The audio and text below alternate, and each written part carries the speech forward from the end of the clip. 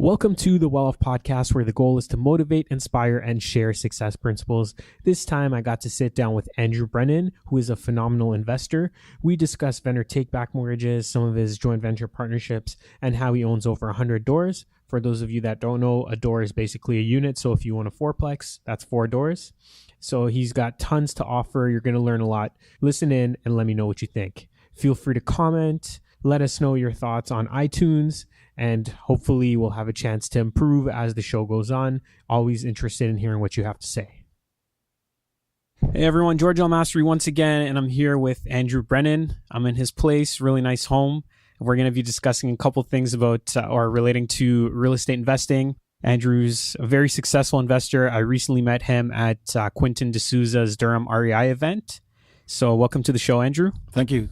Great. So maybe we'll just start off by talking a bit about where you came from. So I just found out that you're actually from Brampton, which is your neighborhood's very close to where I grew up as well.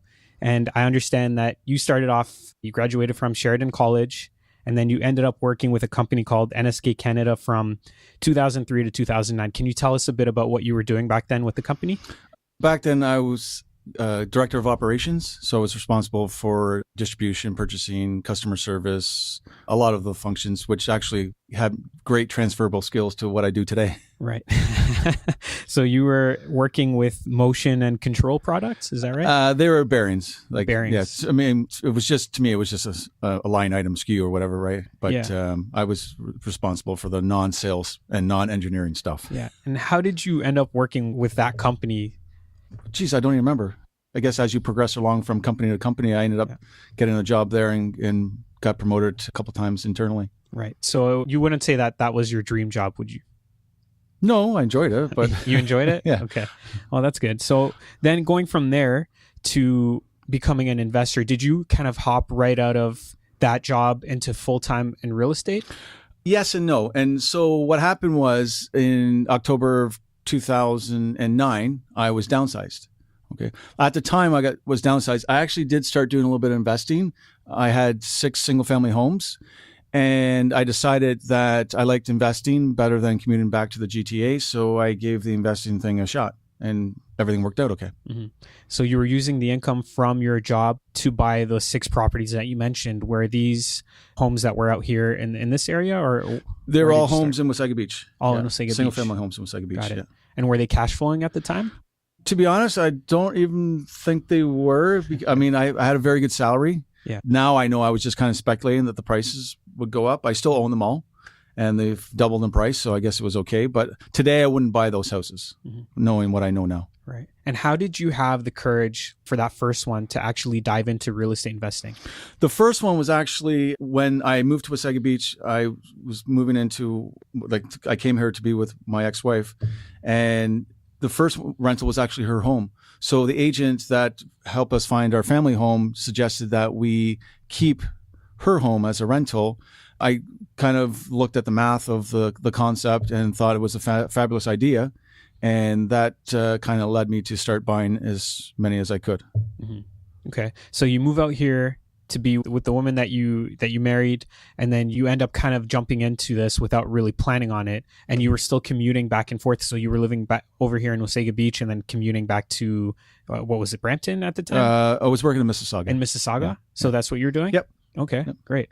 And so after that, how did you start getting, because you got to 6, how did you start acquiring more of these properties? Then, once I lost my job, nobody really wants to give me a mortgage.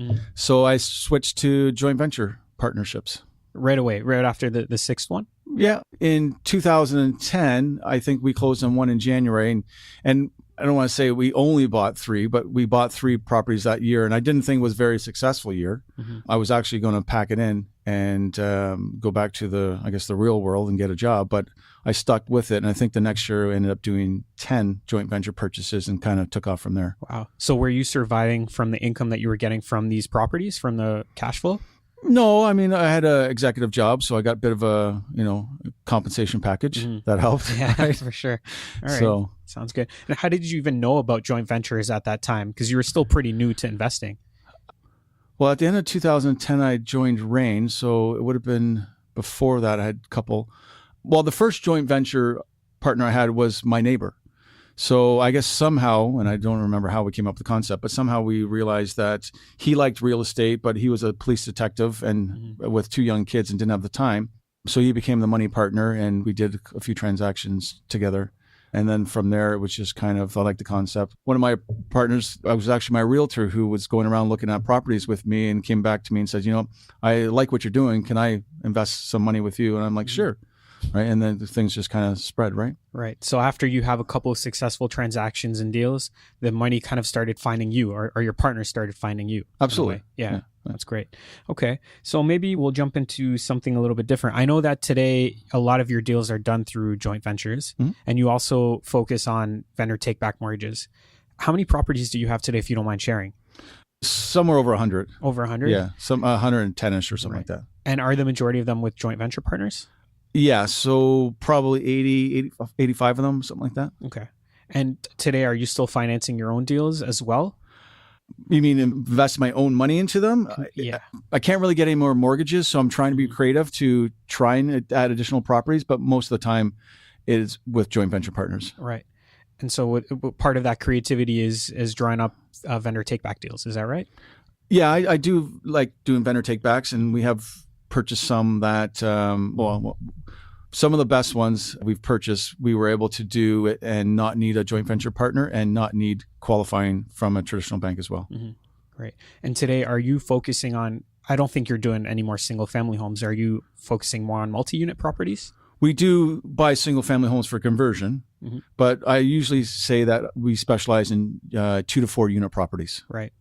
And are you looking at getting into possibly maybe apartment buildings or larger commercial units? Yeah, I mean, I have a 16-unit mixed use and 11-unit mixed use. So, and I have a couple of land development plays that I'm trying to work on. Right. A lot of the investors that I'm speaking to, the ones that have been around for a long time, they talk about the benefits of owning multi-units. So I know you've been doing this for a little while. Are you at some point, what does the future look like for you in your portfolio? Are you planning on getting rid of the smaller things and moving on to bigger projects? I think I'll probably for sure sell the single family homes we have. We have about maybe 10 of them in total. I'll probably sell them off. And I keep telling myself that I should get into bigger projects, and I probably will. But will I totally give up the 2 to 4 units? Probably not, because I mean, it's kind of just cookie cutter. It's so easy for me to do now. It's just do them all day long, right? But I'll probably still pull back a little bit from the smaller ones and try and look at some bigger projects as well. How long do you plan on doing this? That's a good question. I'm not sure. It can be a tough business. So some days I might think, you know what, I don't need to do this anymore. I'm going to pack it in. And other days I'm like, I think I'll just go buy some property today. And why do you invest? Well, I do actually enjoy it. For me, it's not just the financial reward or the ability to achieve financial success. I have coaching clients when I tell them, nobody really wants to be a landlord. You do this because you want to pay for kids' education or, it's your pension fund or something like that. But I actually enjoy the day-to-day interaction of talking with my peers and my friends and about real estate and things like that. And it comes with some ups and downs, but I can't see myself doing anything else at the moment. Right. And at where you're at right now in your career and in your life, do you find joy in helping others learn how to invest and just giving back to others? Yeah, for sure. Yeah, that's why you're doing this. I mean, that's why I do the podcast and the conversation we had before we started, right? Right, for sure. Every once in a while, people ask me to speak, and you met me at Quinton's meeting. It takes me 2 hours to drive there. Yeah. And I could do other things with my time, but it's, I enjoy meeting people and it's important to give back. And so now, what does a typical day look like for you? What are some of the tasks that you're accomplishing through a regular weekday? Most of the time, I just kind of oversee problems, line up properties for purchase, interact with joint venture partners, raise money, try and do some strategic planning for future tax purposes and stuff like that, right? Try not to do any of the day-to-day stuff that will bog you down or, I guess, kill your momentum, like, dealing with tenant issues and stuff like that and doing repairs. Yeah. Do you have any suggestions for people that are looking for a joint venture partner? Maybe they have the knowledge to invest, but they just haven't found someone that is willing to commit to work with them? Well, it's a bit of a vague question because, I mean, everybody's looking for joint venture partners for different reasons. So if you were, say, the person that had the money, then you're looking for someone that's qualified and trustworthy and things like that, and maybe has transferable skills from one thing to the other. Most people are probably looking for the money partner. Right. So they would be the person that would be needing to, say, polish their appearance and skills. So things like a good presence, right? Some people do podcasts, or they run a website for investors. Other people try and write articles. I know some people do wine and cheeses, right? So really what you need to do is you need to probably the best thing to do is actually look at yourself and think, okay, if I had a bunch of money, am I the type of person that I would give this money to? Mm-hmm. Okay. And be honest with yourself. You might say, okay, well, I'm inexperienced. Well, how do I overcome that? Okay, well, maybe I can join an investment club. Maybe I can, go take some seminars, things like that. Maybe you don't look professional enough, right? Unfortunately, people make impressions of first appearances, which is not always correct. But maybe you need to, actually, Russell Westcott used to say, be it until you become it. So act like you're a real estate investor, a successful real estate investor until you become it, right? It's the way, it's your mentality and the way you carry yourself often too. For sure. How important are relationships to you, not just in your business, but just all around in terms of where you are today? Did relationships play a big part in getting you there? Oh, for sure. Many people have heard the saying, your network is your net worth. Okay. Mm-hmm. So it's all based on relationships. So, properties come to me because I have a relationship based on past dealings with a particular agent. I have a relationship with, people, say contractors that give me, say, preferential treatment. Other successful investors may answer the phone because I have a relationship with them, right? And you have to build that over time. You have to put as much effort into going back and forth to build a relationship for the benefit of both parties, right? But the best way to do it is actually to be successful is actually to have great relationships, right? And it takes work, but it's worth it. Mm-hmm. So it sounds like you're looking for win-win situations, and you're also trying to benefit the person that you're working with. For sure. I mean, when I deal with my joint venture partners, the number one thing is to keep them happy. Okay. If they're happy, they're more likely to repeat. If they're happy, they're more likely to tell somebody else. Okay. And it's never about the actual transaction we're doing. It's about what's best for the relationship going down the road. Mm-hmm. And what do you do to nurture those existing relationships? The best thing is just be honest, right? Whether it's good or bad news, be honest, be friendly, be available, right? Personalities are going to clash. Doesn't mean that you can't have a joint venture partner that you sometimes clash with, but you might be reluctant to take them on. A joint venture partnership is you look for the same mutual respect and understanding that you would look for in a friendship or in a marriage, right? You got to be able to get along with each other and work through things in a reasonable fashion. Right. Sounds like you're saying it has to be an organic relationship rather than something that's forced. It helps to be organic, right? I mean, you can still force a relationship. Like, perfect example is I don't put a shotgun clause into my JV agreements because it can make hopefully a good relationship go bad and someone be offended or feel like they've been trying to take advantage of. Mm-hmm. I'd rather work something out if we're going to dispose of a property, right, than just force a hard sale. Right. Can you describe what a shotgun clause is? A shotgun clause is usually a clause where one party can make an offer to the other party for, say, a financial purchase price. And that party that is being given the offer, it can either accept it or has 30 days to buy that person out at the same price. Got it. Right. And my concern is, so if I knew, let's say, if I'm maybe the person that's qualified for a property and I know my partner is capped out and can't get any more mortgages, I'm going to lowball an offer. Mm-hmm.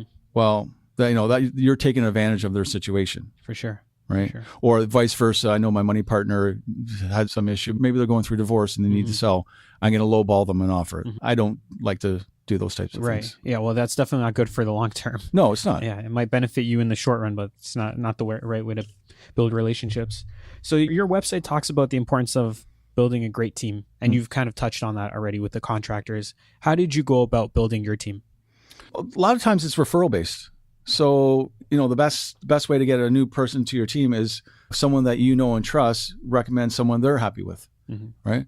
And, we end up, once we have somebody in place, we respect them, and we try not to necessarily, undercut them or anything like that, because, we don't want to insult them. But once we have the right person, we do what we can to make sure that even, not just the joint venture partners, but even with the contractors is win-win, right? So sometimes you need to be flexible or things like that. But yeah, it sounds like you're definitely flexible, and sounds like, just from a quick conversation, that you're always looking out for the best interest of everyone involved. For sure. I mean, I'm not here in business to screw everybody over to get everything I want, because I learned that if you help others get what they need, you will get what you want. Have you ever had a situation where maybe you weren't thinking this way and you looked out for your best interest and it ended up hurting you in the long run? No, I don't think so. Yeah, okay. No, I don't That's think good. so. That's definitely a good thing. All right. Another thing that I noticed on your website, you talk about the importance of continuing education.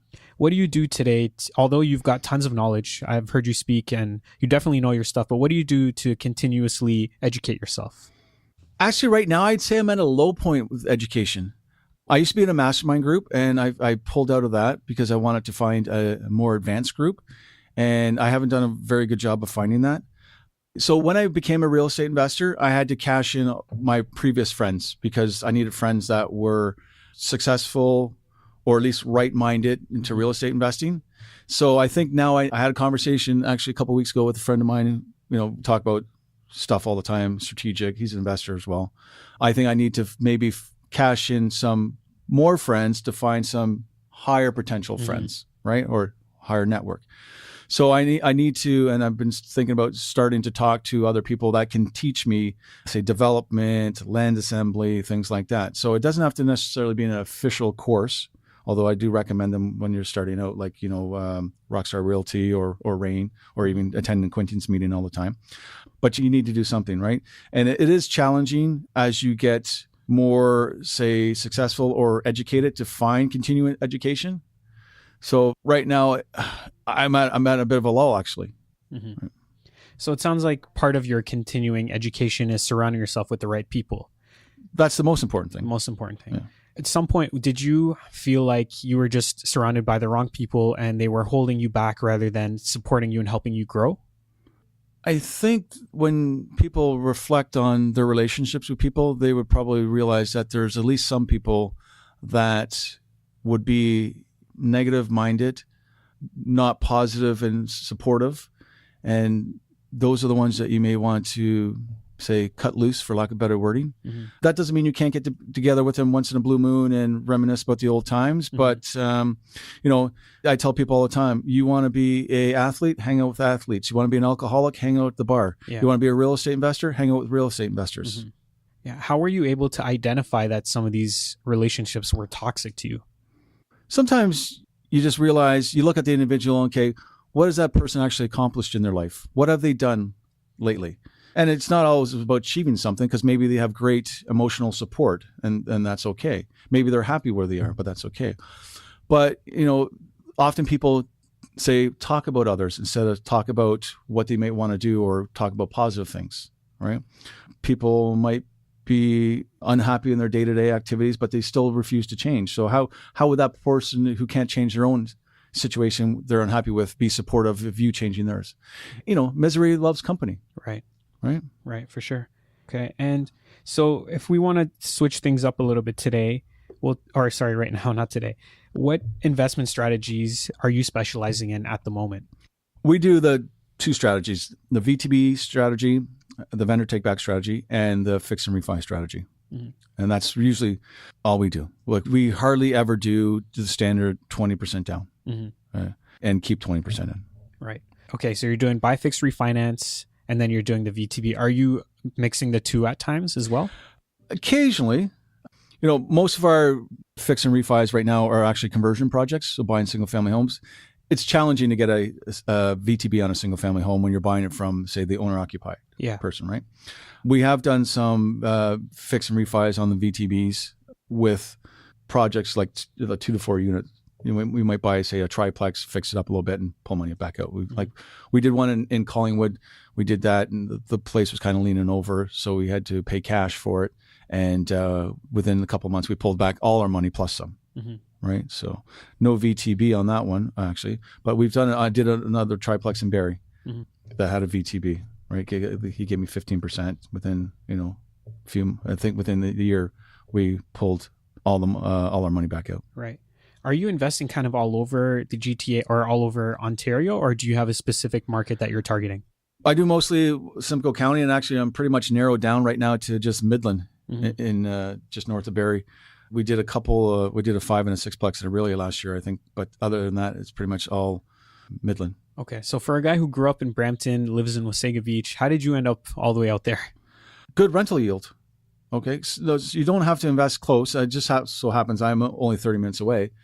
But what happened was I started in Barrie investing, and we were buying smaller units in Barrie. And probably 4 or 5 years ago, I thought Barrie was getting kind of expensive, and realized that, well, when you look at an elevated view of Barrie, and so one side is landlocked by the water, to go south towards, the GTA, it's not going to get any cheaper. You can go west towards Wasaga Beach. You can go northwest towards Midland, and you can go north to Aurelia. It's pretty simple where to go next. So when the wave happens, when it gets too expensive, the waves go in that direction. So I got out in those areas. Yeah. It seems kind of odd to me when you look at Barrie and you look at the average price there, and you compare it to the average price in St. Catharines, and you draw a map and see how the distance they're almost identical. Yet the price of homes in St. Catharines is way, way less. Why do you think that Barrie has increased so much in value? I think not just Barrie, but a couple of towns around Barrie, I think it gets the additional population growth from retirees. Okay, so there's some projects going on that are geared towards a more condo living. My friend and realtor in Wasaga Beach tells me that half the clients that he sees in Wasaga Beach come out of the GTA. Barrie also has improved the GO train service. Most of the time, it's okay going up and down the 400. And I think that it's still seen as somewhat close. I think most people see St. Catharines mentally far from the GTA, right? Yeah, for sure. Right. And the other thing to keep in mind for real estate investing, and I don't know exactly the amount of time, but whenever someone says, how long is your commute to, or how is your commute to work, they never answer in kilometers. They always answer in time. Right. So anytime, you can reduce the time for a commute, you're gonna have price appreciation. So, I'm not sure what it takes to get out of the GTA to get to St. Catharines, but you can get out of, say, Toronto, the 401 and the 400, you can get up to Barrie fairly quickly, right? In 40 minutes, right? Right. Okay, so you're obviously a very successful real estate investor. Congratulations on all your success, by the way. And do you happen to invest in other things as well, or is all your wealth in real estate? It's all in real estate. All of it? Yeah. Are you considering maybe diversifying your portfolio a little bit? My investment portfolio, no. My mix of real estate investments, perhaps. Okay. And why is that? I'm just curious. Well, I think the best thing about real estate is I can control it. Now, I can control other types of investments, but I'm passionate about it. I understand it. I can control it. And as far as I can tell, it's one of the best and most consistent forms of return you can get. Fair enough. That makes sense.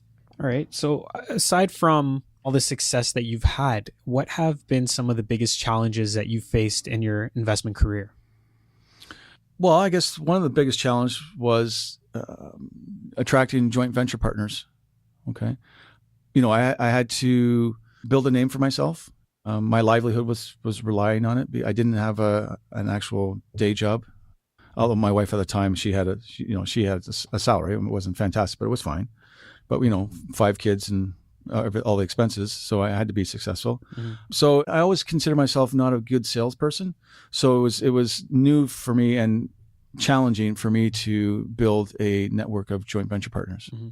Right. How were you able to survive from the income that you were getting from these deals? If you're the route that you're going down, it's a long-term play. So you're acquiring a portfolio, you're earning appreciation and equity, but how are you actually living from that? If you're cash flowing, aren't you typically putting that money aside for repairs or vacancies and things of that sort?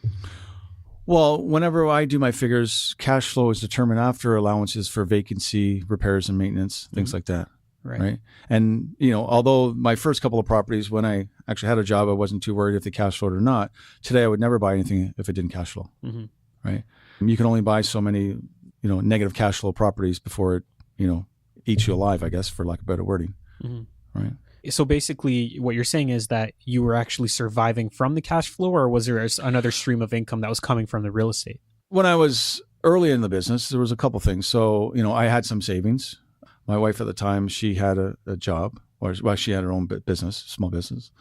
And then there was a little bit of cash flow. And then, and sometimes it's just, I've sold very few properties, but we refinance several times, some of them, right? So sometimes we would get the equity growth. Right. And so if we were doing fix and refis and things like that, then, equity would be available, right? For sure. You'd be surprised even on if you have 10 or 15 properties, if in a well-established market, you can refinance them, say, 2 or 3 a year on a regular ongoing basis and have an okay income. For sure. Yeah, that makes sense. Once you get to 100 properties, you're probably refinancing a portion of your portfolio every maybe couple months even. Well, yeah. So, perfect example. So if you include the mortgage pay down that is my share and the JV partner share, that mortgage pay down is probably $50,000 a month. Mm-hmm. Right. So, every month we could, assuming everything was 50-50 ownership, every month I could refinance one property and get $25,000 right every month. Yeah. So once you're at that point, you're smooth sailing. That's it. And again, none of them are negative cash flow. Mm-hmm. Right. So it's actually cash flow. I mean, and then we, obviously I have expenses to pay for vehicles, my assistant, things like that. But, you get enough of the small producing assets, then everything will be okay. Mm-hmm. Are you increasing the rents on these properties every year? Yes. Yeah. Yeah. So you have a system in place for that? Well, the property management company does most of our stuff, but I highly recommend you raise the rents every year. Mm-hmm. I've bought properties from people who kicked themselves because they did not raise the rents for years when I tell them this is all I can pay because this is all your rent is, right? And it's not so much, if you're in, say, 6 units or under, cap rates may not come into effect. But if you understand the concept of a cap rate and how $1 increase in rent can really increase the value of the building, or a $1 decrease in expenses, you're doing yourself a disservice by not increasing your rents, because you're just going to drag down the value of your building. Mm-hmm. Definitely. So you talked about your 5 kids. Are your kids into real estate investing as well? None of them are into it yet. My daughter is 18. She's signed up for a realtor course. So she's trying to go through that, but none of the other ones yet. It's getting harder and harder. The realtor course, do you hope that your kids will get into real estate investing? Oh, for sure. I've always said to them, be whatever you want to be, but be a real estate investor so you can be whatever you want to be. Mm. So if you want to be in a position or a career that's traditionally lower paying, but it's something you love, then do some real estate investing so you can continue to do that without the stress that most people have day to day with money management. Mm-hmm. And do you think that anyone can be a real estate investor, or does it take a specific quality or a specific type of person? I think most people can be. Unfortunately, it takes commitment that sometimes people don't want to give. Mm-hmm. Right? It's not rocket science. There's no hard math equations. There's really no secret. Lots of people have done it. They can show you how they've done it. You don't have to reinvent the wheel. So there's really no reason why someone can't do it. Mm-hmm. And now that you have a big portfolio, did you find that it was difficult to get to where you are today, or after a certain point, did it just kind of become easy for you? Yeah, I would say at a certain point it becomes easy. I spend $0 on marketing and really never have. Mm-hmm. I really don't have to run around and ask people if they want to invest in a property. It's usually just, pick which one of the investors I think might be wanting to do one now or might be suited for this particular property. Once you get good at something and you get somewhat known, then it becomes a lot easier to do. Mm-hmm. For sure. All right. Is there anything you want to add? Maybe do you have any advice for anyone, whether you're a beginner, intermediate investor? Well, I would say that, too many people in this market now are running around chasing stuff that's not cash flow positive. So never buy anything that's cash flow negative. It's never too late or too early to buy real estate. right? You can't time the market. So if you think the market's going to crash and you wait and wait and wait, you might be surprised and find yourself looking on the outside in and disappointed in yourself. So, take action, but make sure you're educated. For sure. Or at least surround yourself with somebody that is educated. So how do you, now that you've got a huge portfolio, how do you leverage your time and make sure that you're not spending too much time on something that's not the highest and best use? It's a good question. Sometimes you spend time on stuff that's not a good use of time just because it's annoying and you want to correct it or something like that. I got a friend of mine and co-author of my book, Jeff Woods. He's fantastic. He does 3 things. All those 3 things are related to either raising money and building the portfolio. Anything else, he gives it to somebody else. Right. So that's, you need to delegate it to somebody else. Right. And, you need to focus on the things that only you can do. So most likely someone's not going to raise joint venture money for you. Most likely someone's not going to find you properties, although you can use a wholesaler, but someone else will pay your bills and do your bookkeeping and cut your grass. Right. And they'll be surprised how little they'll do it for compared to, how much you can make by actually owning the property. For sure. Right. For sure.